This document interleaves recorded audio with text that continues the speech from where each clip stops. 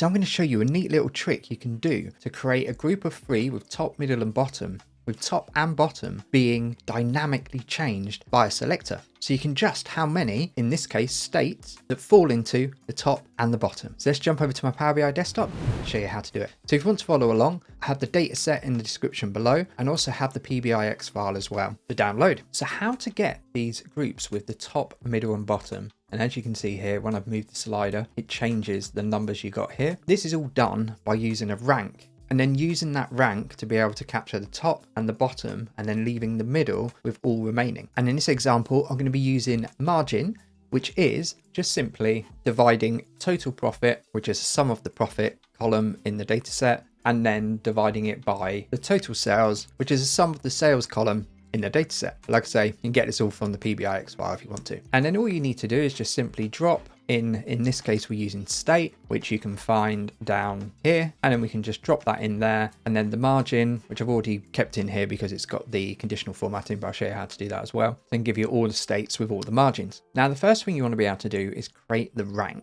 So the rank I've got here is basically this bit here. And all you're doing is creating the rank, and then you need to wrap it in an all, depending on whatever your column is, with your metric. And then you want to do it descending because you're going from the highest to the lowest. And then dense just allows for keeping the rank logic moving through, because you can use skip and that can skip ones, but in this case dense works perfectly for this particular case. One additional thing I've got here is the if is in scope, and the reason being is, as you'll see here in the totals, this is blank. If I show you what it simply looks like when you don't use in scope, so if I just drop this one in, you'll notice down here, you get a number. And then what this is doing is actually working out, okay, 12.7, which is between here and here, comes out as the next one as 37. So therefore, it's working out that the total, that works out to be the rank for the total, which you might find useful to know roughly where it sits if you know how many states or whatever you're using in your rows is coming out as.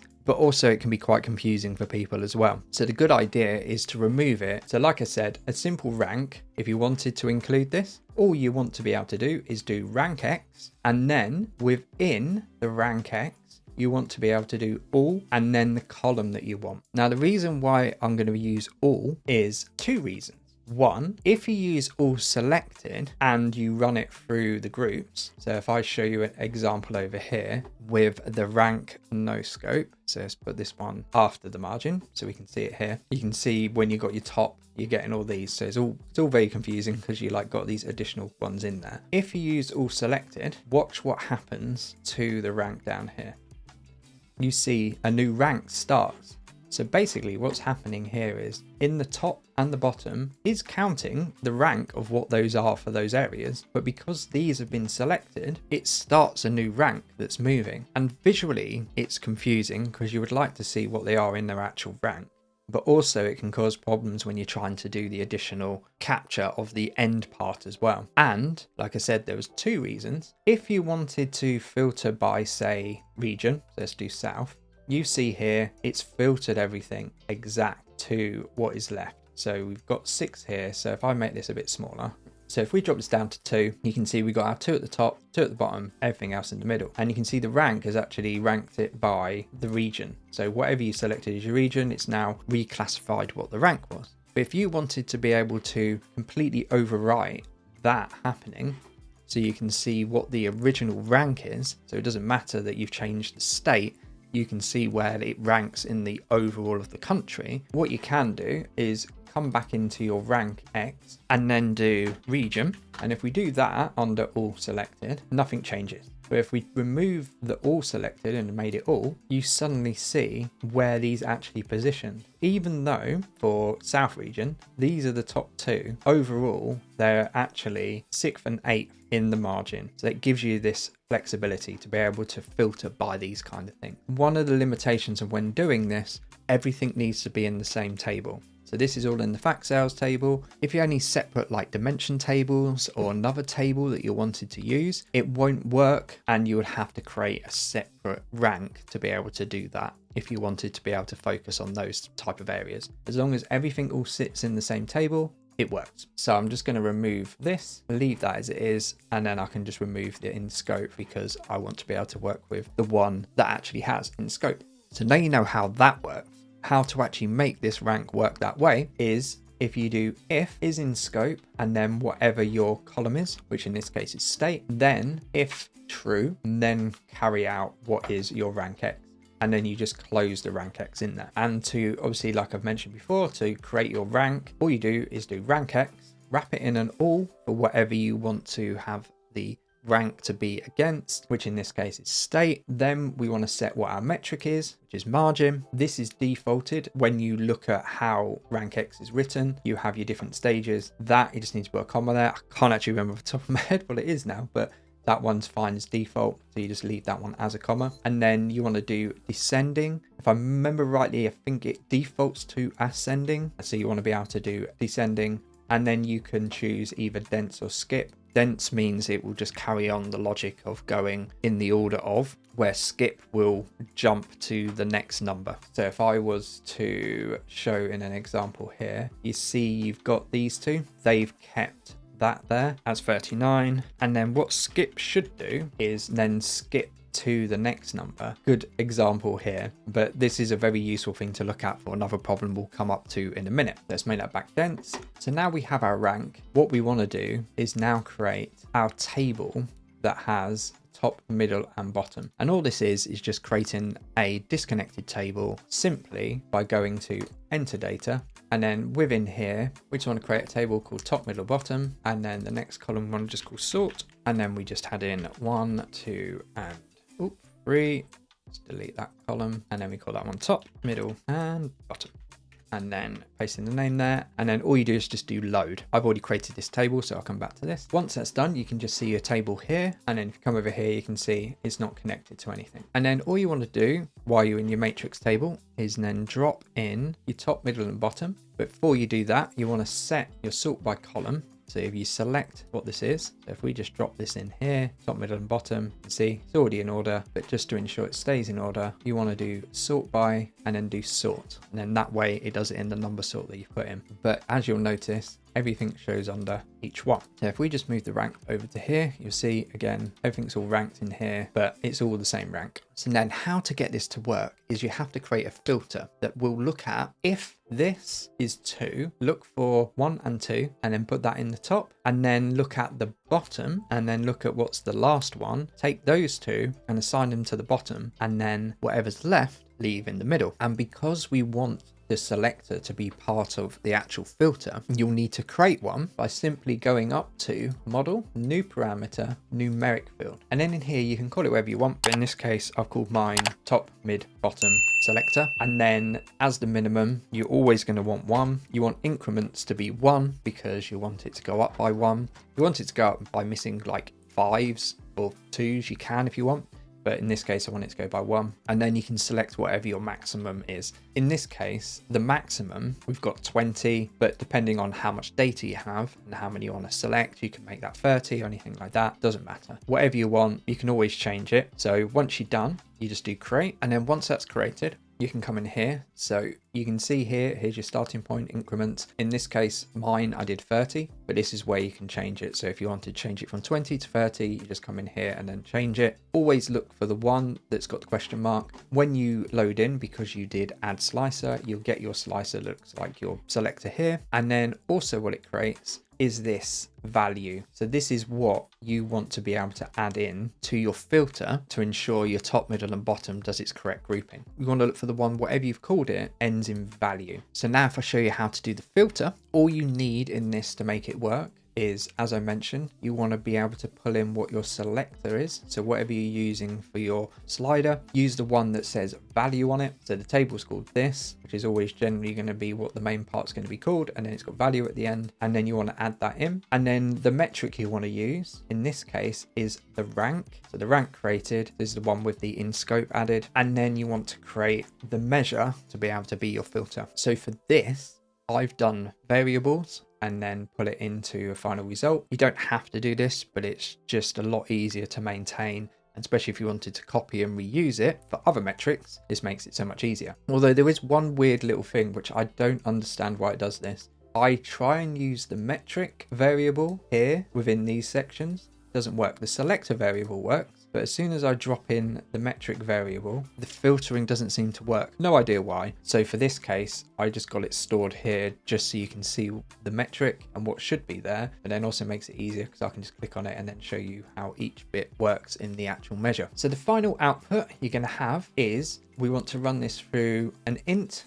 and then it gives a result of true or false, which is a 1 or a 0. And then we want to run that through a switch, true, so then it gives you what the result is. And because we're going to be creating a true or false, you need to ensure that when you're creating your top, middle and bottom, it's saying the actual top, middle and bottom. So it's not like when you create a normal if when you're doing buckets or a switch where it automatically knows, oh, I've got to that point, now I need to apply what the next logic is. This is going to be applying the logic to top, middle and bottom, and it's always got to equal to 1. So you've got to give it the right output for it to work, because otherwise if you didn't and you just kept doing it going like, oh, greater than top and middle will be as 1, and that would be wrong, and middle will give you the wrong output. So to select your top, what you need to do is within your switch true, you want to be able to do selected value for the column that has got the table top, middle, bottom, but the column which says top, middle or bottom, which is the one you'll then be adding into your actual table. And then you want to do equals top in quotation marks,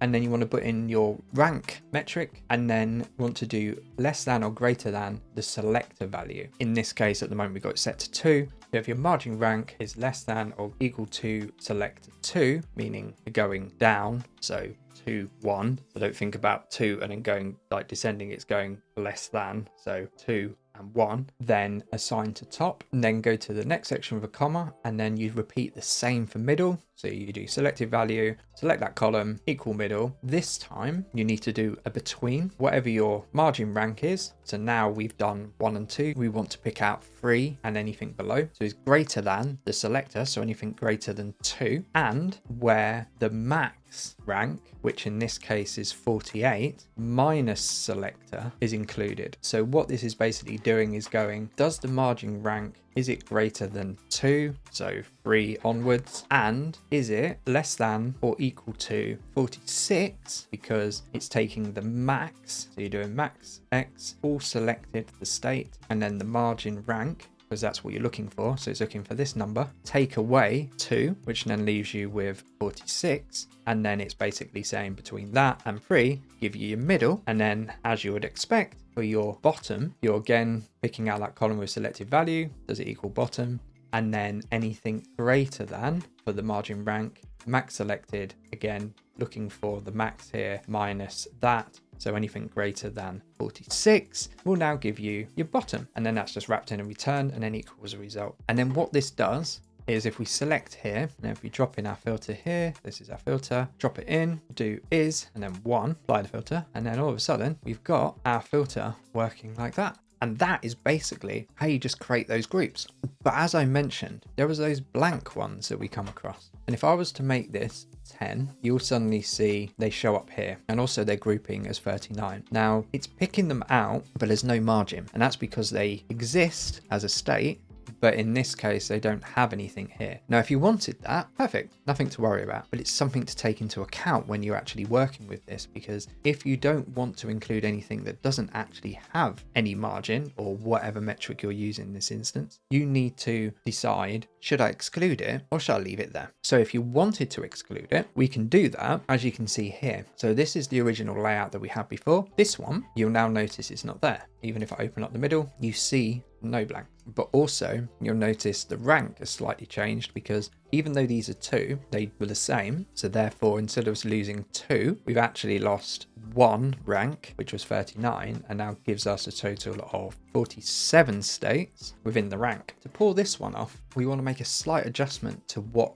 happens with the rank filter. So instead of us just having if is in scope and then running our rank X with just all and then the margin, what we want to be able to do is make the rank bypass having any of those blanks, but to actually look for it. So to take out the blanks, what you need to do is do an adjustment to the rank measure where instead of it just saying if is in scope, we actually want to go if margin isn't blank and is in scope, then we want to include it. So if margin isn't blank and is in scope, that we need because that aids into this section we have here, which within rank, instead of us having just the all and then the margin part, we need to wrap the all within a filter, and then we want to go isn't blank, so we're adding the same logic here, but we're just adding it here as a filter, and then we just close the filter. This whole section would have just been all backsales state, but now we're just running this filter through it. This then ensures that every time it comes across a blank for the state with margin,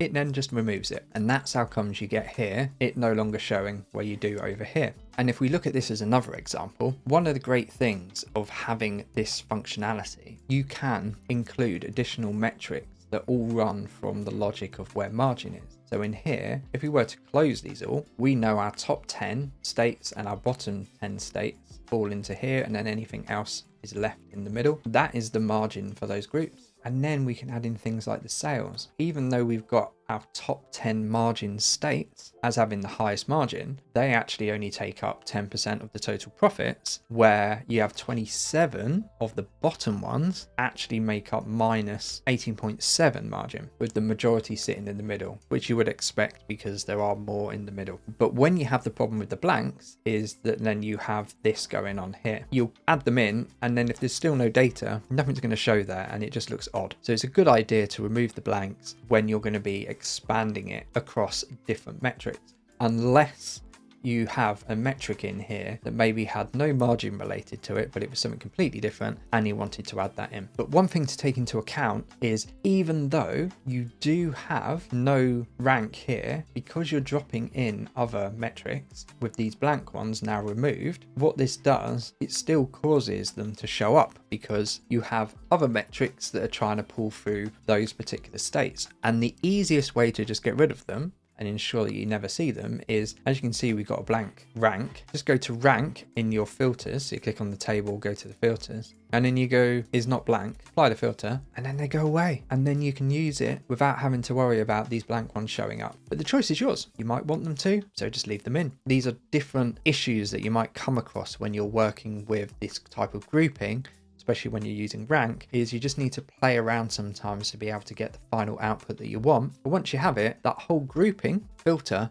does the rest of it for you. And it adjusts to whatever you change with that particular rank metric to be able to give you your final output of your ranks. And if you found this interesting, I've done 2 other videos that have covered different forms of grouping. One that is above and below, and another one that's above and below with deviations, with additional slider to be able to pick out what groups and deviations do you want to go from your above and below set point. So if you want to learn how to create them, check out these videos over here where I show you how. And as always, until next time.